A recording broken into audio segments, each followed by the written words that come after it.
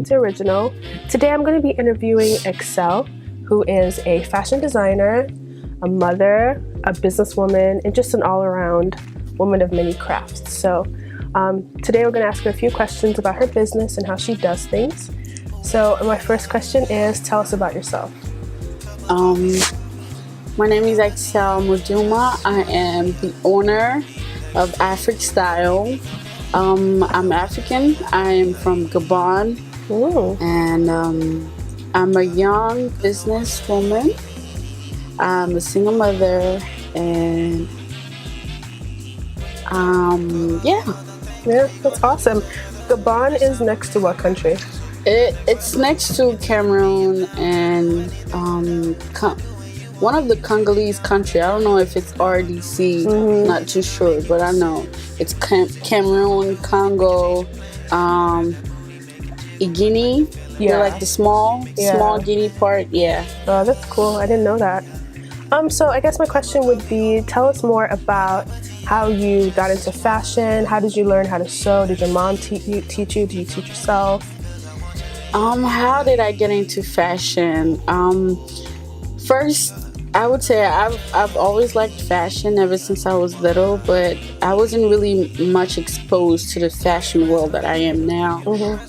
I remember I used to do Barbie clothes with like fabrics that I would steal sometimes from my aunt's closet. Dang. And I used to sew with my hands because I didn't know how to use a machine, and we never really had machines like that.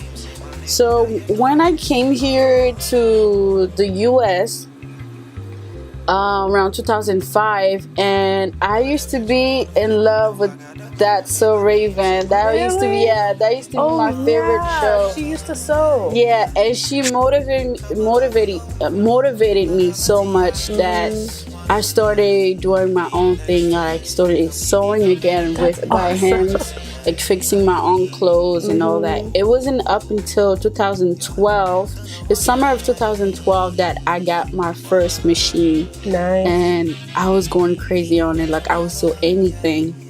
Yeah, anything. All right, Axelle. So tell us how you transitioned from sewing out of, passion and owning your own business.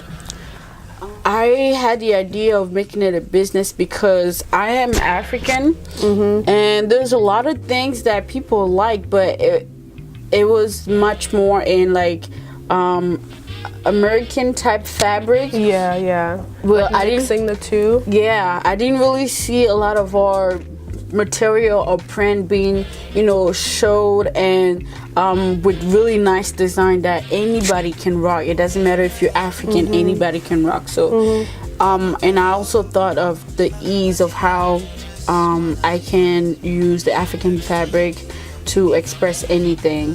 So, and I thought that a lot of people would be interested in buying something, so I just decided to start doing that, and it picked up from there. And it's been 5 years now. Oh, that's awesome. In December of 2017 is going to be 5 years. Nice. Congrats. Thank you. You should throw a party. I should. And invite me. I'll be there. I should. Okay. So I know that you have done fashion shows in the past, and they seem pretty successful. So talk about, what are some success stories about running your own business, and then what are some obstacles you have to overcome? I did have my first fashion show in the summer of 2016. I would say it was successful for some parts, and it wasn't so successful in some parts. Yeah.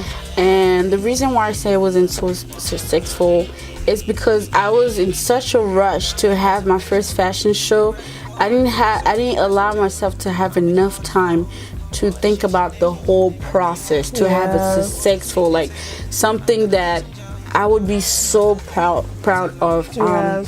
I think I rushed into it. I wasn't well prepared, and I didn't really do my research well enough. It happened, everybody was there and supported me, everything. It went okay, but it wasn't how I really wanted it to be. It wasn't what I imagined. It was just, it happened. But one thing I would say that that I can take from that and make it better next time if I decide to have a fashion show. I always do my research, on how to get the event set and ready, and be financially ready. That's the number one. The stuff will come up. Yeah, because anything can come up, and if you have to take money out of your pocket, it can be a lot on yourself, and especially if you have really no support financially from anybody else, like you can get stuck a little bit. And but overall, it was okay. It was my first experience. It wasn't so bad. I like that I got a lot of support, and I'm really, really grateful for that. That's awesome. I mean, first tries are always the hard. I tried to run an event, and it like flopped because I didn't do my research, and I just invited people, and it's not that simple. It's not as simple as people think it is. Right. No, it's not easy at all. Especially that I wanted to go grand. Yeah. Like it I wanted looked to grand. make it so big. What I saw, it looked really grand. Thank you. Who knows what was going on behind the scenes? Right. Right. But talking along the side of giving people advice on how to run a successful business, what is some advice you would give to younger people who are starting out? They want to run a business, they don't really know how to or what to do. What is your advice for them? My advice to them is that first, I'm a Christian, so in everything that I do, I always put God. What the God that you believe in, always include Him in everything that you do. Pray about your project, recommend it into the hands of God, and always research for the best, how to make your business be the best, and write down your vision of exactly how you want your business to be, because if you're just talking it and not really have it somewhere where you can always go back into and see, okay, like what am I doing, like checking yourself, like planning it out. That's one thing that I didn't really do. I had so many great ideas for my business, and I would talk so much that sometimes I would forget, or by the time I'm doing whatever that I was thinking, I'm not doing it the way that I originally thought it. I don't know if that makes sense. It does make sense. So always recommend your project in the hands of God. Do a lot of research based on all the things that you would need to make your business great.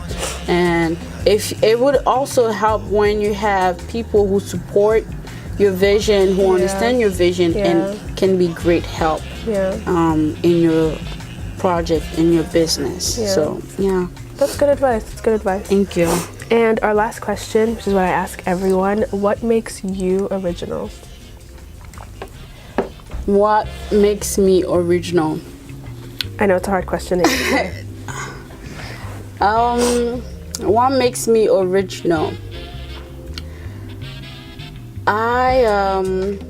I'm the type of person that I feel like I'm very, God gifted me with a creative mind. I can think of so many different ways of how to make something from the way that it is to something else. I'm really good at picturing things in my mind and bringing it out. Bringing my vision out.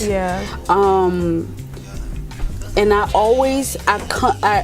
constantly always have an idea, like a different idea. For example, if I'm working on like a line that I want to do, like maybe a dress or something, I have multiple ways of how I picture that dress to be different all the time for people to, to want it, to have like options. It's coming from my brain. It's not like I'm seeing somewhere, or maybe like copying from other people, or maybe something that I see can like inspire my ideas, my creativity in my brain. And once I think about the whole process in my mind, and then I start working on it, it comes out really nice. That's good. I would say I agree. You definitely have a lot of different skills. I remember when I came to get a dress, I told you what I was thinking in my mind, and you made it exactly what I wanted, and that was perfect. So thank you. yeah, so that's great. Thank Well, you. thank you so much for coming on the channel and doing this interview. Make sure you check out her website. I'm going to put everything in the description bar below. And thanks for watching. Come back next month for another interview. Have a good one. Bye.